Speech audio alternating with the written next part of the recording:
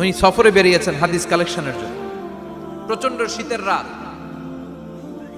উনি মাগরিবের নামাজ, এশারের নামাজ পড়ে একটা মসজিদে শুয়ে পড়লেন, আর শুয়ে শুয়ে হাদিস পড়তেছেন।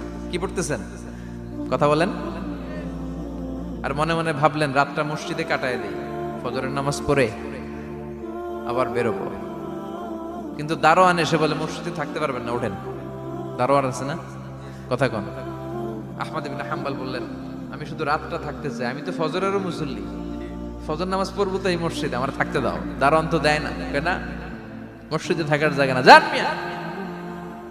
উনি যে আহমদ ইবনে হাম্বল এটা চিনে নাই, থাকতে দেয়। কি করবে এখন? উনি কাঁথা গুছিয়ে হাদিসের কিতাব নিয়ে কাঁধের মধ্যে ব্যাগ নিয়ে মসজিদ থেকে বেরোয় গেলেন। কি আর করবেন, প্রচন্ড শীত, আর কাঁপতেছেন বুড়ো মানুষ।